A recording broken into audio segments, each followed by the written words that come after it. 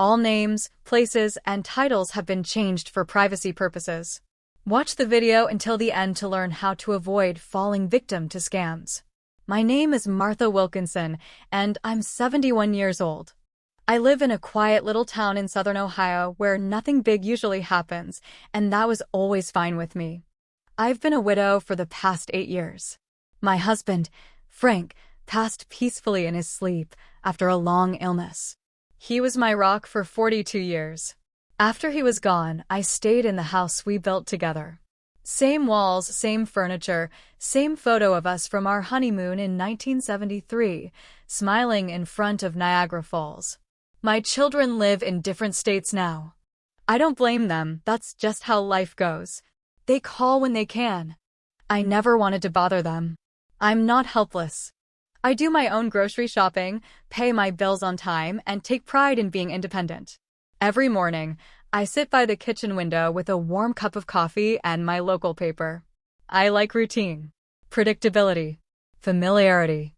So when my cell phone buzzed that Tuesday morning and I saw the caller ID read, Bank of America, Fraud Department, I felt a quick jolt of unease, but also relief.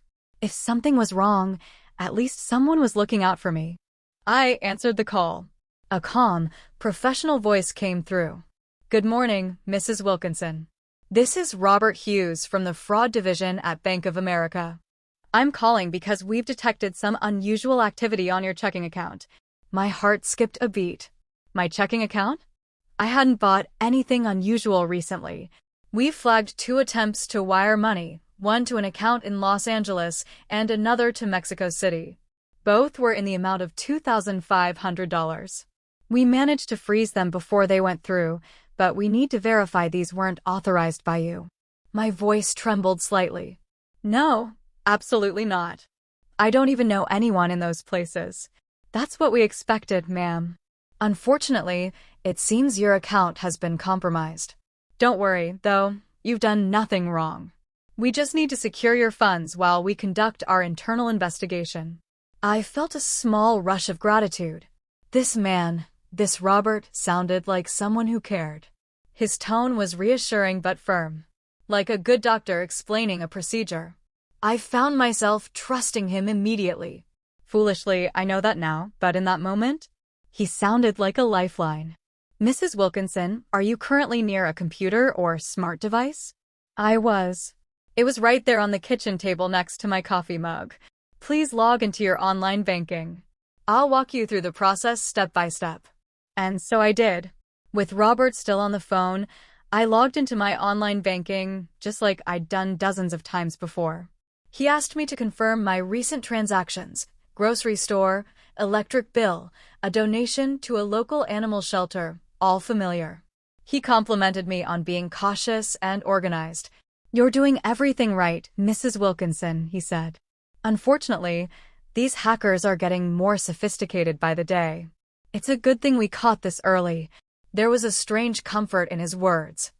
I didn't realize it then, but I was already emotionally hooked. He made me feel like I was on the inside, like I was helping the bank fight criminals. That illusion of being useful, it's powerful. Then came the instruction. What we need to do now is move your money to a temporary protected account while we freeze the compromised one. Think of it as putting your cash in a fireproof vault during a house fire. We'll transfer everything back to your main account once the investigation is complete, usually within 24 hours. It made sense in the moment. He even used banking lingo I half recognized. Internal reserve, Tier 2 routing, fraud-neutral sandboxing. It sounded technical, official. I asked why the bank couldn't just freeze the account and keep the money in place. He replied with urgency. If we freeze the account while it's under attack, the fraudsters can still access cached data, including your social security number and linked retirement sources. We've seen them extract information even after a freeze. That's why transferring your funds to a protected sandbox account is safer. You're doing the right thing. I sat still for a moment, trying to process it all.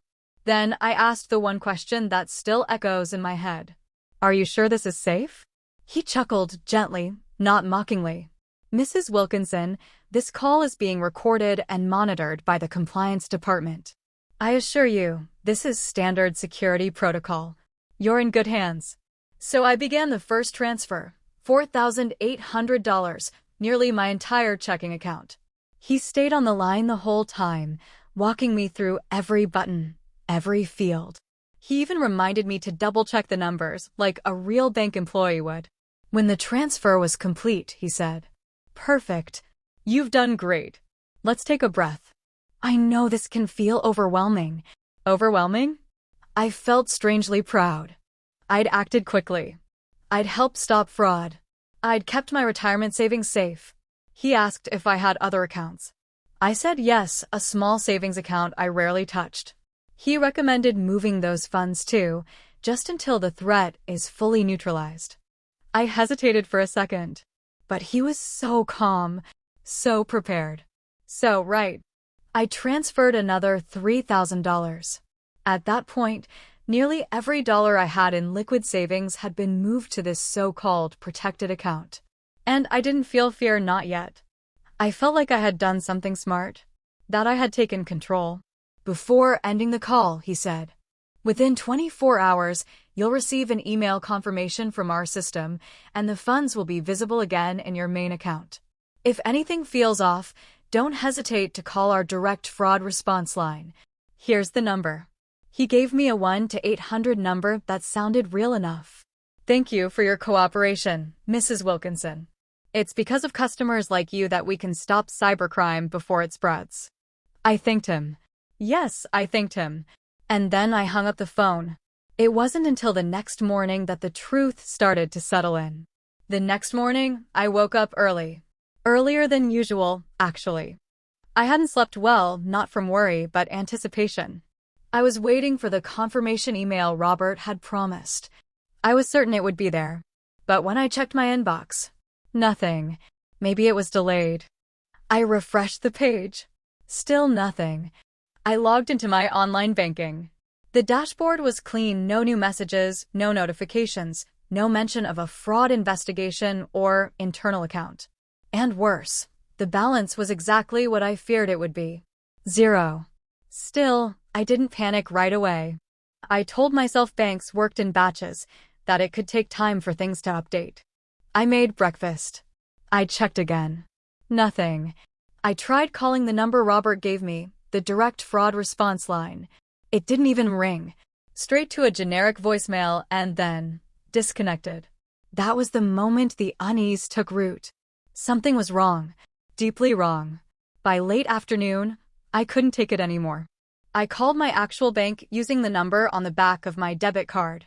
I was transferred to a real fraud department agent. Her name was Stephanie. She sounded kind. Her voice was calm and measured, but I could hear something shift as I explained what happened.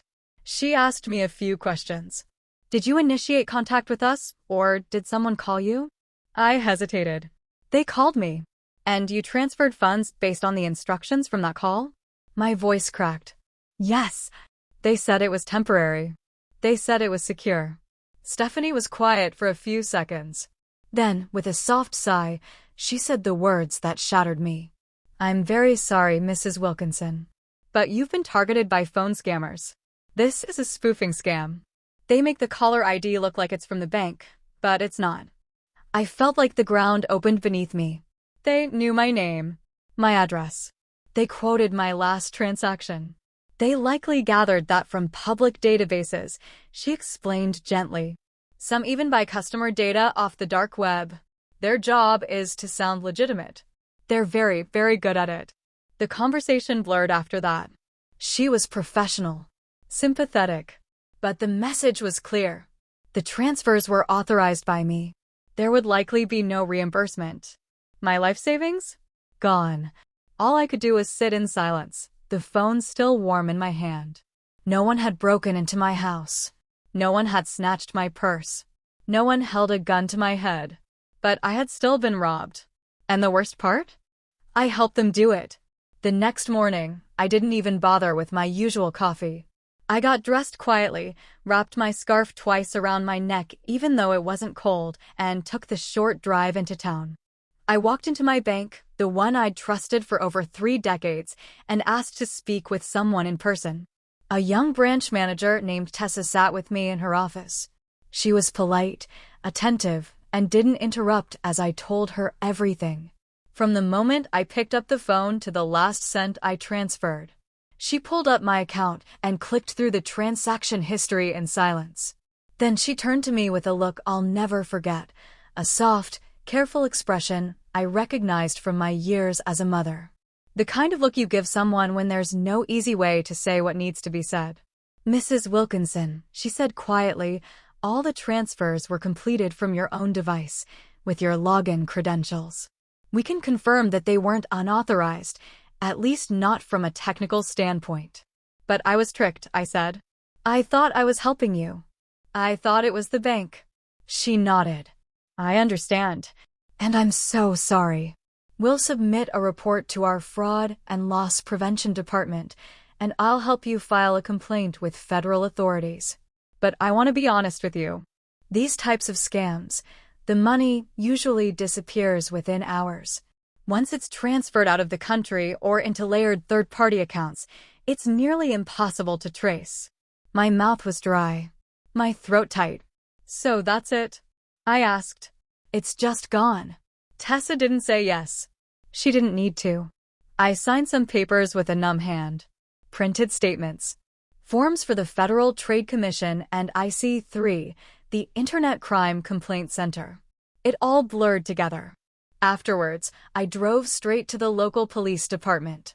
A young officer named Jeremy took my statement. He was in his late 20s, polite, clean-shaven, and clearly trained to deal with people like me, not criminals, not fools, just people who had been blindsided. "Ma'am, this has been happening all across the state," he told me. "Especially to older citizens, but not just them. They script these calls, research their targets, and sound more professional than real bank employees." "I feel so stupid," I whispered. Jeremy shook his head. "Please don't. You're not stupid. You were targeted. These people are professionals. They know how to manipulate fear. They rely on you feeling embarrassed so you won't speak up. But you did the right thing coming here." I left with a case number and a pamphlet on how to protect yourself from financial fraud. As if that could undo anything. I walked into my kitchen and dropped the papers on the table. There was still a cold cup of coffee sitting beside my laptop. I hadn't touched it since the day I sent everything away. And all I could think was, I was careful. I always tried to be careful. How did this still happen to me? For the next few days, I didn't answer the phone unless I recognized the number. I didn't log into my bank account. I didn't check the mail. I felt like I was living under a shadow, ashamed, exposed, and foolish. I didn't tell my children right away. I was afraid of what they'd say. I imagined the look on their faces, eyebrows raised, lips tight, heads shaking in disappointment. But the silence became too heavy to carry alone. On the 4th day, I called my daughter, Caroline. She lives in Indiana with her husband and 3 boys. We don't talk as much as we should, life, distance, time. But that evening, when she picked up and said, "Hi, Mom," in that familiar way, I broke down. I didn't start with small talk. I just told her, "Caroline, something terrible happened." I explained everything. The call, the transfers, the fake employee, the lost savings. I kept my voice even until I reached the part about calling the real bank when they told me it was a scam. Then I cried. The way I hadn't even allowed myself to cry at the police station. Like something inside me cracked open. There was silence on the other end. I braced for the lecture. But it didn't come. Instead, Caroline's voice came back, tight with emotion. "Oh, Mom." She didn't yell. She didn't scold. She didn't ask why I hadn't called her first. She asked one question. "Are you okay?" I told her the truth. "Not really." She was quiet again. Then, "You're not the only one. Do you remember Jonah from my office? The tech guy? He fell for something similar last year. He's 28 and knows more about computers than all of us combined. They got into his Amazon account, and he gave them remote access to his phone. They drained his crypto account and used his credit card for fake donations. I blinked. Wait, him? Yes, Mom. This happens to everyone. You're not stupid. You're human. That moment cracked through the shame I'd been drowning in. Not completely, but it let in some light. We talked for an hour. She promised to drive up that weekend. Said she'd bring her laptop, some checklists, and, her words, a giant digital broom to sweep my online life clean. And before we hung up, she said something I'll never forget. You didn't lose everything. You still have us. And we're going to get through this together. Caroline arrived early Saturday morning.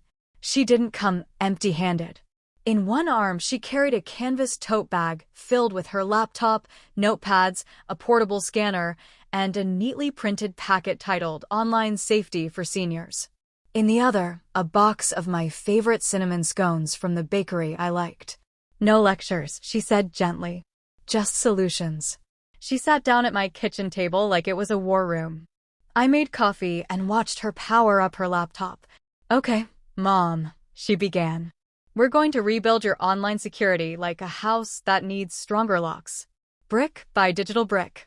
And that's what we did. Step 1. Cancel everything. We called the bank together and closed every open checking, savings, and backup account. Even the ones with zero balance. She made sure no active debit or credit cards were floating out there. Step 2. New passwords. We reset the passwords on my email accounts, online banking, PayPal, utility accounts, and even my knitting forum login. She taught me how to use a password manager. No more birthdays or pet names. Step 3. Two-factor authentication. Wherever possible, we enabled two-factor authentication, meaning I'd get a code texted to my phone every time someone tried to log in. She showed me how to recognize official texts versus fake ones. Step 4. Report everything. Caroline filed reports for me to the Federal Trade Commission, FTC, the Internet Crime Complaint Center, IC3, and even the AARP Fraud Watch Network. She attached screenshots, bank statements, and a timeline of what happened. She also contacted the 3 major credit bureaus and helped me freeze my credit report. That way, no one could take out loans or open credit in my name without me knowing. By mid-afternoon, my kitchen table looked like a tech crime lab. But I no longer felt helpless.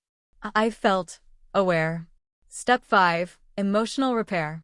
Caroline looked up from her laptop and said something simple. You did everything they told you to. You were trying to be safe. That's not something to be ashamed of. I started crying again this time, not because I was broken, but because I was finally starting to feel whole again. It wasn't about the money anymore. It was about feeling like I had been stripped of control, of dignity. And in that moment, piece by piece, I started taking it back. That night, as she packed up her things and got ready to drive back home, Caroline hugged me and said, Mom, I think you should share your story one day. Not now, but eventually. Why? I asked. Because someone else like you is getting that call right now. And maybe if they hear your story, they'll hang up before it's too late. It's been a few weeks now since the call that changed everything. The coffee still brews at 7 a.m. sharp. The window still faces the same quiet street. The same sparrow still taps the same branch outside every morning like it's checking in on me. But I'm not the same Martha anymore. Yes, I lost $7,800. That was nearly all of my liquid savings. It hurt. It still does when I think about what those funds represented: security, independence, a future rainy day. I had planned to use part of it for a trip I always dreamed of taking with my granddaughter when she graduated. Now, I'm not sure that trip will happen. But strangely, I don't feel broken. Because in all that I lost, I also found something. I found that I'm not alone. I found that shame can't grow in the light. I found that asking for help, even late, is better than not asking at all. I've become more cautious, yes. I second-guess more often. I call my daughter before clicking on links. I read the entire email before replying. But I'm not afraid. That's the difference. I know now that scammers don't just want your money. They want your silence. They want your guilt. They want you too embarrassed to speak, too ashamed to warn others. So here's my message to whoever needs to hear it. What I learned. If someone calls claiming to be your bank and creates urgency, hang up. Never give information or make transfers over the phone unless you initiated the call. Banks do not ask you to transfer money to a secure or reserve account, ever. Don't act out of fear. Take a breath. Verify. Call someone you trust. And please, don't keep it to yourself if it happens to you. Shame is the scammer's last weapon. I still have my home. I still have my family. I still have my mind and my voice. And those are worth more than any number in a savings account. So, if you're listening to this, whether you're 19 or 91, please remember, scammers don't care how smart you are. They only care how fast they can scare you. Take your time. Ask questions. Be the person who calls back after verifying the facts, not the one who loses everything before realizing the call was fake. Thank you for staying with me through this story. If it made you pause, if it made you think, or if it saved you or someone you love from making the same mistake, then maybe that money wasn't lost in vain after all. Stay safe, stay alert, and trust your instincts more than your caller ID. Thank you for watching. Please subscribe to the channel, leave a comment, and hit the like button. It really helps the channel grow.